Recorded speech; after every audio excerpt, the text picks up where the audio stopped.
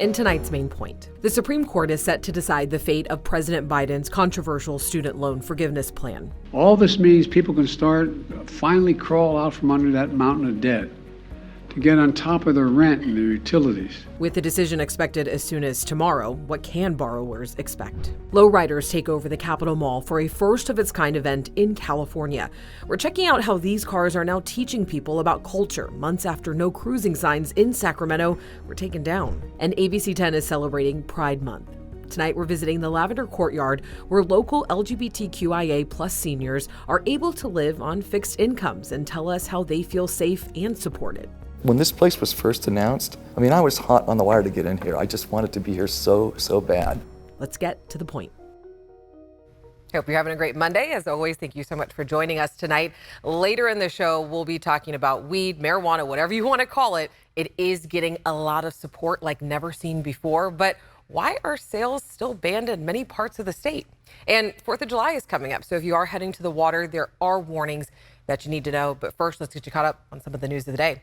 So sometime this week, possibly even tomorrow, the Supreme Court will decide the fate of President Biden's student loan forgiveness plan. It is a controversial topic, but it's also one that could help change people's financial lives. So here's President Biden speaking about his one-time debt relief program last summer. All this means people can finally crawl out from under that mountain of debt to get on top of their rent and their utilities, to finally think about buying a home or starting a family or starting a business. Since that announcement, people applied to have their loans forgiven. Borrowers later received this email saying lawsuits are preventing the Department of Education from implementing its one-time student loan debt relief program. Our Jeannie Nguyen has more on what the plan offers and what student borrowers should know. Alex, millions of borrowers are watching what happens at the Supreme Court this week. Student loan payments are set to resume in October after a 3-year pause. But if this controversial plan gets the thumbs up from the Supreme Court, it could alleviate a good chunk or eliminate all of what people owe. A Sacramento State graduate tells me today he's open to getting any help he can get. A 2020 Sacramento State graduate, Quincy Corsi started his post-grad life in debt. I think my last cost that I saw was about $30,000 at the time. A $30,000 loan he was getting ready to start paying until the pandemic hit. So by that time I graduated, I think it kind of froze everything because of COVID being in full effect at that point. So I haven't had to pay anything since then. Now those payments are set to restart this fall when the pandemic pause comes to an end. Meanwhile, at the Supreme Court, it's up to the justices to decide if some of this debt should be forgiven altogether. If they agree with President Joe Biden's proposal, up to $10,000 or $20,000 of debt could be forgiven for millions of Americans. Should the Supreme Court decide that the Biden administration does not have the unilateral authority to forgive those loans on its own without going through Congress or without going through some other, more democratic conversations. If the Supreme Court allows a loan forgiveness plan, it could eliminate $10,000 in federal student loans for people making less than $125,000 a year. People who relied on Pell Grants while in college could see up to $20,000 knocked off their student loans. But Sacramento State professor Sanjay Varshney believes the Supreme Court won't be siding with Biden. In my opinion, I think the Supreme Court I would be surprised if they actually allowed the Biden administration to go ahead and forgive the loans and put that huge burden on the taxpayers.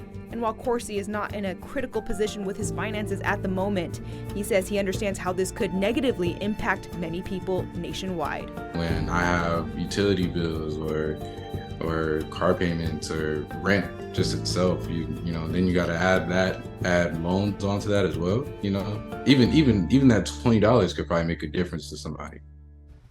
Now, the U.S. Department of Education says borrowers will be expected to make payments starting again in October, while the interest on these loans will start accruing again in September. And for people who are a little nervous about making these payments again, what should they know? What should they be doing? Well, if you are concerned about making these payments, now is the time to involve a financial advisor. You should also be keeping an eye out in your email for more information from your loan servicers. Yeah, and of course, we'll always keep you updated. And this student loan forgiveness program has a great impact on Californians. U.S. borrowers hold about $1.6 trillion in federal student loan debt. 3.8 million Californians owe more than $142 billion of that debt. and it's estimated about 2/3 of the state's borrowers would be eligible for up to $20,000 in loan forgiveness. And here's what else people are talking about today. 4 homicides in just 4 days in Sacramento County. Investigators tell us gang violence is to blame. Community leaders are trying to change this ahead of the summer months. The local group Voice of the Youth will host a rally against gun violence at the Capitol this Friday. And a 14-year-old is now facing 12 counts of burglary after cars were broken into in an Elk Grove neighborhood. Police believe there are more victims out there, and this is in the area of Lindale Circle in Spring Ridge Way. Officers found the teen hiding in a park and say that he had a window punch tool and pieces of glass on him. And you might already be hearing them. I know I am. Fireworks are about to go on sale for 4th of July for the holiday. Even though people are already setting them off, Metro Fire says that the only way to do this is safe and sane fireworks. They are legal to purchase and to use from June 28th to July 5th. And they also have this important reminder for responsible use, especially near homes and a lot of dry grass. Make sure you do have clearances of at least 30 feet around your property. Make sure you have a to-go bag ready to go in case something happens, and have an evacuation plan. Firefighters and police are trying to crack down on illegal fireworks. So if you are caught with one in Sacramento County, you could face up to $1,000 in fines, and that's just for your first offense. So keep that in mind. And if you do want to view the professional firework displays, we're gathering an entire list of events in several different communities. So make sure you check all that out at abc10.com. And lowrider culture, it was a lifestyle that was once outlawed, but now, well, it took center stage at the state capitol this past weekend. California cities are ending cruising bans, and our Garage Paul Senga shows us that they're ready to bring communities together. One by one, descending onto Capitol Mall was more than just cars, but something deeper. Culture, tradition, and family. It's beautiful and it's epic. An epic celebration bringing people from San Diego, Los Angeles, and the Bay Area for the state's first ever lowrider holiday celebration. Look what I got. Look what I seen. Look what I was in. I get in my car, I drive, and all my problems go away. For Jose Montion and others, it goes past the colorful cars. They don't call it a hobby. Instead, a lifestyle. Some people like hot rods, some people like, race cars, and, we like to ride low and slow, and we like to express ourselves on each car through our art, through our vision. On this Sunday, there are 104 cars from across 16 counties here in Sacramento, and for many, it is hard to believe that they're driving up and down on Capitol Mall. We're not looked at as being illegal or being troublemakers. We went from being harassed to now we're being accepted. Accepted after decades of local policies prohibited cruising. But last year, cities across California, including Sacramento, changed the laws and removed the no cruising signs.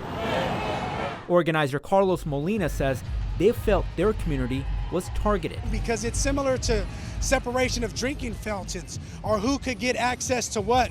And when it comes to these roads, you have lowriders with $80,000 vehicles and upwards of $300,000. They're taxpayers, and they deserve to ride these roads like anyone else. Through this event, he hopes to create a shift so mainstream society better understands the Chicano neighborhood. Who would have thought that Capitol Mall would have become a dance floor for low riding, but it did today, and it will continue to be.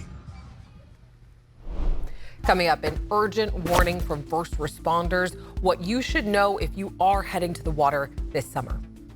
And the one thing that we need to know, especially heading into the holiday weekend, 100s return. How long this stretch digs deep into our 10-day forecast. And a record high number of Californians now support legalized weed, but why aren't the majority of cities and counties allowing sales? What's coming up later in the show. Please make sure you wear one of these. Life jackets can help save your life. Literally, we have been talking about the dangers in our rivers all spring. And with summer now here, the hazards in the water continue with more of our historic snow melt rushing down the hill.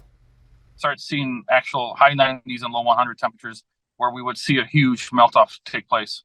And that's when we're going to see more dangerous levels of the river. The California Office of Emergency Services adds that the state is seeing a record number of rescues just this year. Search and rescue teams have been very, very busy. And we have been covering a lot of the rescues in our area, some of them even deadly. I mean, Monica, it's no joke. That life jacket can really save your life. Absolutely, yeah. We have this flood watch in effect throughout parts of this year, starting off late Friday through the holiday on Tuesday, with rural roads and campgrounds affected by some of the flooding due to the rapid snowmelt with the warm temperatures. Our heat risk really starting to go up as we dig deeper into the week. It's starting to get into the major range by the time we get to Saturday. At this level, people that have some compromised immune systems or are just susceptible to the heat risk will be affected by these types of conditions. Now, in terms of the big headlines heading into the holiday, big warming, first 100s of the summer, and less Sierra storms. With that building ridge of high pressure, it is going to bring us some stability north of I-80, still tracking some isolated thunderstorms tonight. Our temperatures today topping out in the 60s up top, 70s and 80s down low, all the way through the valley. Tonight, still a beautiful evening to enjoy that natural air conditioning. Temperatures dropping into the 60s by the time we get to 9 p.m. Here comes the big ridge of high pressure. You can see it building in from the west, and 100s returning as soon as Thursday. But as I mentioned, less Sierra thunderstorms by the time we get to the end of the week. We'll still be tracking that Tuesday into Wednesday for the foothills. Highs close to 100 by Friday into Saturday, and along the coast, we're close to 70 to kick us off for the start of the holiday weekend. But for the valley, we're in the 100s starting Thursday, and for some of us, lasting through Monday. All right, after the break, ABC 10 is celebrating Pride Month. We're visiting the Lavender Courtyard, where local LGBTQIA plus seniors are able to live on fixed incomes and tell us they feel safe and supported. Welcome back. It has been more than 6 years now since California voters approved Prop 64. The proposition legalized marijuana in the state, and it allows for cities and counties to collect a tax on the sales as long as the sales are legal in such city or county. Now, over the years, the Public Policy Institute of California has been tracking California's opinion on legalized weed. And what they found in their June survey this year is that a record high 64% of Californians said that the use of marijuana should be legal. And while that number is now at a record high, they point out that retail marijuana businesses are banned in 61% of cities and counties across the state. So why is that? The PPIC found a wide partisan divide between Republicans and Democrats when it comes to legalized marijuana sales. Strong majorities of Democrats and independents are in favor compared to only 1 in 3 Republicans. Places like the Bay Area and LA are more likely to favor recreational sales in their communities compared to the Central Valley and Inland Empire. And Prop 64 also presents a number of challenges to open a retail site, which state lawmakers have been trying to change. And we've been talking about it. It is Pride Month in America. This past weekend, San Francisco held their Pride March. The Bay Area is known to hold one of the biggest, if not the biggest, parade in the country. Many people from Sacramento also attended, and here's what yesterday's march meant to them. San Francisco, it's always the free place to be yourself, and you're basically loved every day here, and I love it. You know, we just met a parent who was here marching for his son who's trans, and to see so many people showing support from across the diversity that exists in this country is beautiful. It shows that, you know, we're here, we're not going anywhere. Around 500,000 people were expected to visit San Francisco for Pride celebrations just this past weekend. And ABC 10 is celebrating Pride and helping bring visibility to our local LGBTQ plus community. Finding affordable housing for low-income seniors on fixed income is already hard enough, but for older members of the community, it can be even harder, and some face stigma for just being who they are. So this Pride Month, we are catching up with an affordable housing community geared specifically to LGBTQ plus seniors. Becca Habegger introduces us to the Lavender Courtyard.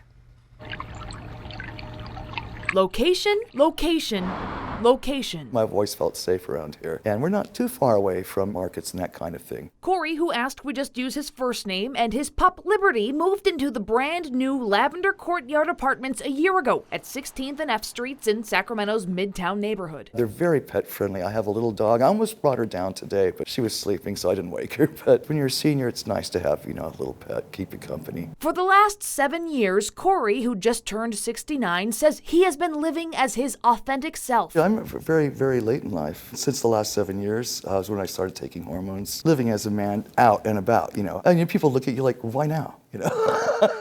But, in similar ways, I look at Bruce Jenner. People said, why then? This is what happens when you're looking at your true self. You get an opportunity, and now is the time. It's like a bucket list thing. Before I die, let me just be outwardly out what I've always felt and just be comfortable doing it, He's especially comfortable living at Lavender Courtyard. This 53-unit affordable apartment community is designed as a welcoming space for LGBTQ+ seniors, though anyone aged 62 and older is able to apply. Previous housing was low cost, but it was with a mixed age group, so we had a lot of younger people, and that could be a problem when they're mixed in with a senior community. Particularly, we had some people with very severe mental health issues or very severe addiction issues. So this was a senior issue, more or less, not just LGBTQ, but we had people that were assaulted or robbed. It's a little bit scary. So this place comes along where it's for seniors, so it works out perfectly. He pays $588 a month for an apartment he says is much bigger than his previous place in Sacramento. Typically, our housing is for people who are below 60% of the area median income. Most of our residents, though, fall under 30% of the area median income. For a single person, I think it's like $23,000 a year. For a family of four, $32,000 a year. Tejal Shah is Vice President of Community Development with Mutual Housing California, which operates Lavender Courtyard along with about 20 other affordable housing communities throughout Sacramento and Yolo counties. We have about 3,500 people who live in our housing right now. But Lavender Courtyard is the first and only one designed specifically for LGBTQ+ seniors. And even the residents who have come into our housing have told stories of having to live in their cars or not being able to identify themselves as their true gender or their true identity, and when they do, just being ostracized. And we see that happening more and more as people get older. There's ageism. It's harder to find work and to find and maintain affordable housing. ABC 10 has been covering Lavender Courtyard since Sacramento City Council members approved it back in 2016. Then it was just this empty lot. Explaining its importance in a story in 2021, Pam Miller, Executive Director of Agency on Aging Area 4, said, when LGBT folks need to go into assisted living and senior housing, that same-sex couples and transgendered people are really discriminated against. And so a lot of times they go back into the closet, even if they've been out of the closet most of their life. Lavender Courtyard offers a mix of affordable housing units and permanent supportive housing units specifically for folks transitioning out of homelessness. Being able to provide all these services that help build community, it's life-changing for so many people. We do have a waiting list here, and I know they take applications to get on the waiting list. And sometimes you think, well, I'll never get it. Well, I thought that too when this place was first announced. I was hot on the wire to get in here. I just wanted to be here so bad. Put the application in. It'll go faster sometimes than you would realize or would think. And for more information on Lavender Courtyard and how to get on that waiting list, we have more information up right now at abc10.com/links. And we know housing is expensive. It's one of the main reasons why 40% of Californians are now considering leaving the state. And that's according to a new survey from the LA Times. The cost of healthcare and everyday expenses are also driving people out. But one of the nonprofits behind the survey says what people should also focus on is that 71% of people say that they're very happy to live in the state.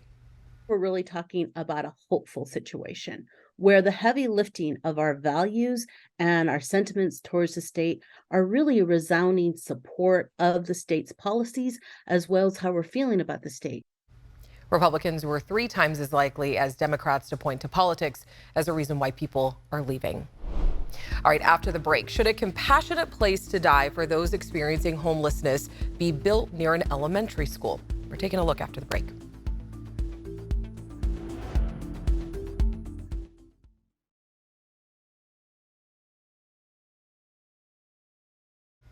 All right, coming up tomorrow and to the point, we're heading out to South Natomas. We're providing a dignified, compassionate place to die for those experiencing homelessness is the goal of a new hospice in the works, and it's called Joshua's House. And ABC 10 has been covering the plans for years.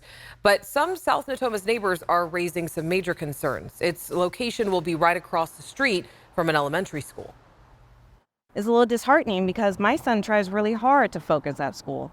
And he shouldn't have to focus on if someone's going to walk on campus naked or inebriated or trying to steal something. Our goal is to be a good neighbor and to be protective of the neighborhood, but also protective of our residents. And these are people who are dying. So it's not like they're going to be out wandering around. Now, it's not just neighbors with concerns. Tomorrow and To the Point at 6:30, see why the entire Twin River Unified School District is also against this location, the alternative sites that they're offering, and how the hospice plans to be a good neighbor. So we'll have that story coming up tomorrow. As always, we want to know what's going on in your community, so make sure you reach out to me and the team if you have something that you want us to look into. It's very easy. Just send us an email to thepoint@abc10.com. Have a great night. I'll see you tomorrow.